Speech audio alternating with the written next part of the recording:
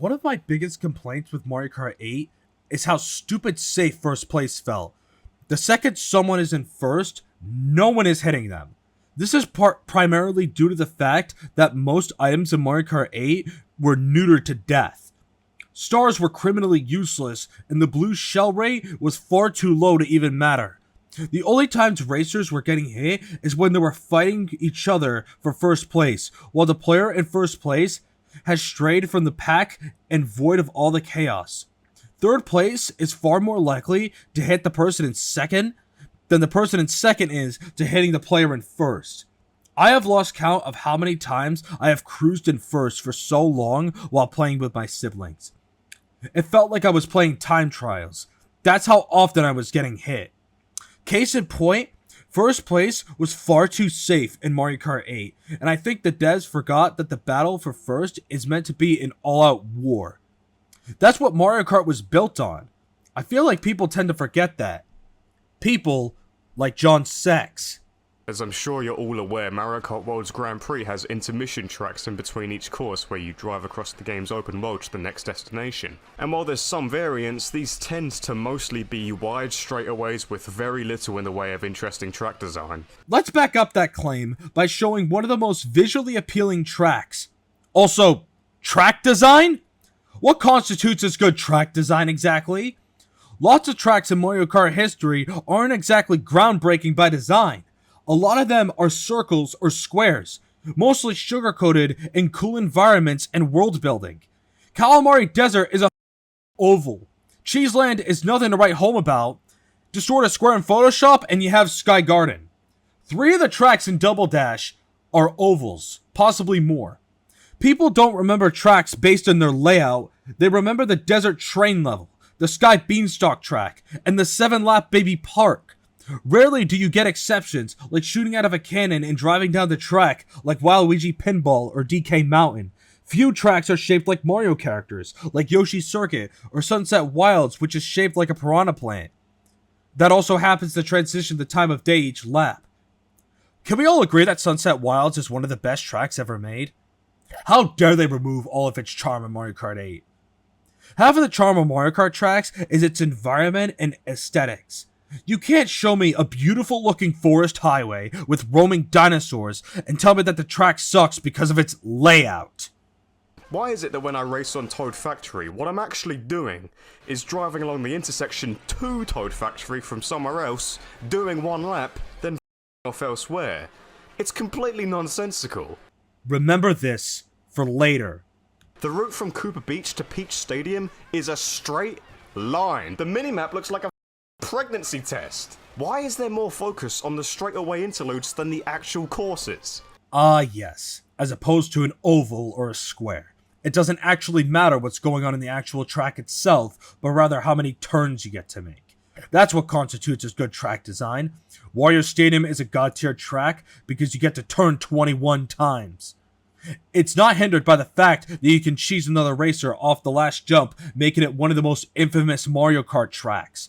Why would anybody want to drive across water or to glide under the Golden Gate Bridge when they can instead drive around repetitive dirt turns with Wario's face plastered everywhere and get zapped off the final jump, costing them 20 seconds?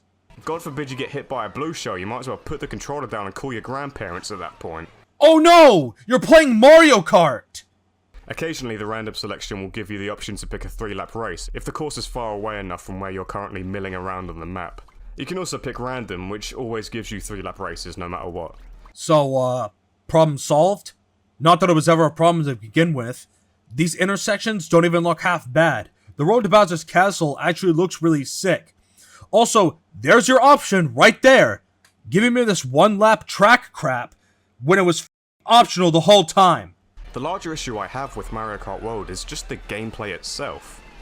Oh man, what is going on here? Welcome to Mario Kart! Why is this game a bagger's wet dream? Any nuance the driving had in 8 seems to have been toned down in favour of just absolutely juicing the items. I have never played a Mario Kart game where they feel this goddamn overpowered, not even Wii. It feels like every single race is decided by which of the 12th to 8th place dregs got the best pull on lap 3, making the entire rest of the race meaningless in the grand scheme of things.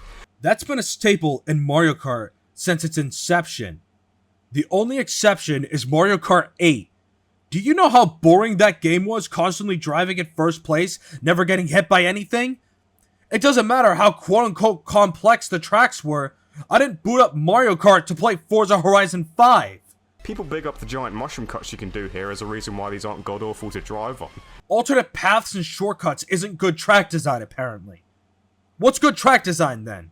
Driving on the road obeying traffic laws? But that kind of falls flat when being in first place during these means jack anyway. In fact, it seems optimal to instead hang back around 12th so you can get the best items for the final lap. You mean you can't cruise in first place, never getting hit by anything? Check out this run of mine on Sky High Sunday.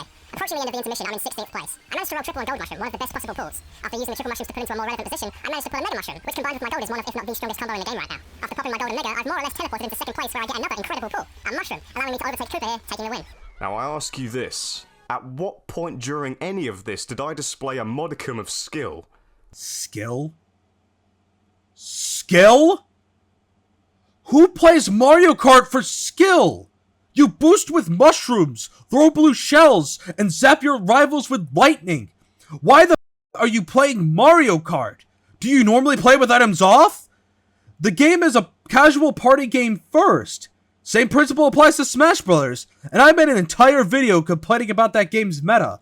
At least the other half of Smash Bros. That's not a party game is a fighting game where something is always happening even if it's unbalanced. Better than waiting for the person in first to finish the race.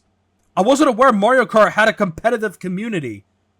Hey, you want to play Mario Kart World? No items, Fox only, final destination? Not that it would even matter because front running is a complete meme in this game. One blue shell is enough to knock you back about 11 places. You're mad that the blue shell functions the way it's supposed to? Check out this Rainbow Road run. I've been front running for over a minute at this point. In 8, that probably would have been a checkmate. But the pack isn't far off, because legitimately making space between yourself and everyone else is for some reason incredibly hard in this game.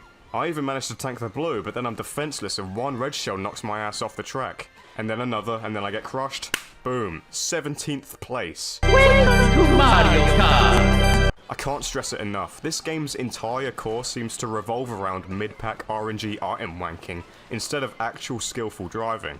Again, Mario Kart was built on item RNG rubber banding. You want a skill-based racing game? Just play Forza Horizon 5 or something. You would save $20 in the process. It's okay to want more from a game, but you have to recognize when it was designed for a different purpose than your own personal preference. Getting Mario Karted has always existed, but most of the time a good player would still win because skill triumphed over RNG. You know what's funny? How he brings up that RNG is a staple of Mario Kart, and then goes right back to the skill thing again. There is no skill. The second you have any form of RNG that can't be manipulated by the player, skill is out of the equation. Of course, your example is the one exception to the rule. Mario Kart 8 has the most garbage rubber banding in Mario Kart history. The second a player gets a lead, they are more likely to stay in the lead the entire rest of the race than actually getting hit by an item. What's the point of trying if you can't win? And what's the point of winning when there's no risk? In 8 it was as simple as driving the track better than your opponents. In Forza Horizon 5 it was simple as driving the track better than your opponents. I get that every Mario Kart feels different to a certain extent, but skills were at least transferable between entries. I am not going to repeat myself. Dude, most rail and wall shortcuts are slower than just going down the less interesting main pathways. Okay, fair. Shortcuts should be more rewarding than the normal path. That's not RNG or a skill issue, that's just logic. Hopefully this gets patched. Though, I seem to recall that alternate paths and shortcuts don't classify as good track design. People big up the giant mushroom cuts you can do here as a reason why these aren't god-awful to drive on. Alternate paths and shortcuts isn't good track design, apparently. What's good track design, then? Driving on the road obeying traffic laws? But now, here we are, and you're upset that the game is forcing you to drive the normal route. I thought you wanted to do nothing but drive on the road and do nothing but turn. When the pack is as intimate as it is in this game, that's a good way to lose a valuable position. Again in 8 Deluxe, Here we go again. Now to be clear, I don't want to make a judgment call on the game overall. Not everything has been figured out, meta could develop, yada yada yada. But dude, this isn't a fighting game.